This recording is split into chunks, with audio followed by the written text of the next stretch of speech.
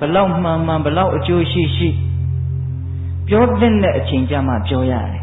မပြောတဲ့အချိန်ကိုမပြောရဘူးစောင့်နိုင်ရတယ်အောင့်နိုင်ရတယ်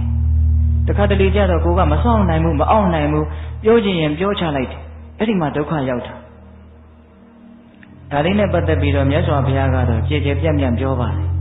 ရှင်ရာဟုလာကိုဟောထားတာရှိတယ်လေကြည်ရှုဆင်ခြင်၍စကားကိုပြောရ၏တဲ့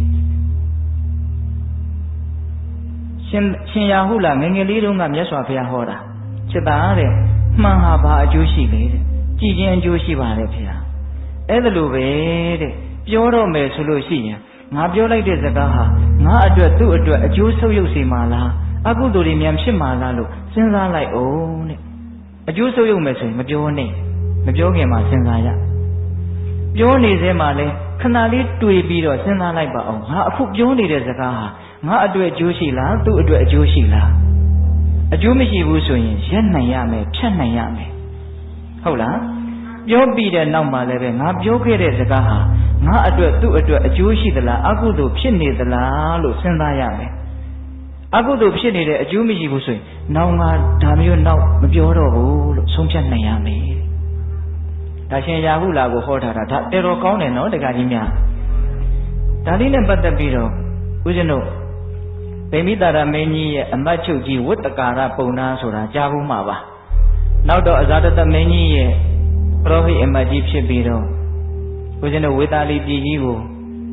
စကားတူတူလေးပြောပြီးတော့သွားခွဲတာလေကြားဘူးတယ်နော်ဝတ္တကာရပုံနာအင်မတန်ဉာဏ်များတာအဲ့ဒီပုံနာကြီးကမြတ်စွာဘုရားကြီးရောက်လာပြီးတော့မြတ်စွာဘုရားကိုလျှောက်တယ်အရှင်ဘုရားတဲ့တပည့်တော်ရဲ့အယူဆလေးကိုပြောပြရစီပြောပါတပည့်တော်ရဲ့အယူဆကတော့မြင်တာကိုမြင်တဲ့အတိုင်းပြောတတ်တယ်ကြားတာကိုကြားတဲ့အတိုင်းပြောတတ်တယ်တွေ့တာကိုတွေ့တဲ့အတိုင်းပြောတတ်တယ်သိတာကိုသိတဲ့အတိုင်းပြောတတ်တယ်လို့တပည့်တော်ယူဆပါတယ်တဲ့အပေါ်ယံကြည့်ရင်တော့တော်တော်ဟုတ်တယ်လို့ထင်ရတယ်မြင်တာကိုမြင်တဲ့အတိုင်းကြားတာကိုကြားတဲ့အတိုင်းသိတာကိုသိတဲ့အတိုင်းတွေ့တာကိုတွေ့တဲ့အတိုင်းပြောတတ်တယ်တဲ့ဒီတော့မြတ်စွာဘုရားကလက်မခံဘူးဗျာဒကမာကြီးတွေလက်မခံဘူးနော်မြင်တာကိုမြင်တဲ့အတိုင်းပြောတတ်တယ်ဆိုတဲ့စကားကိုလက်မခံဘူးအဲ့ဒီတော့မြတ်စွာဘုရားကဘာအမိန့်ရှိလို့ဆိုတော့ဒကာကြီးတဲ့မြင်တာကိုမြင်တဲ့အတိုင်းကြားတာကိုကြားတဲ့အတိုင်းသိတာကိုသိတဲ့အတိုင်းတွေ့တာကိုတွေ့တဲ့အတိုင်းတကယ်လို့ပြောလို့များ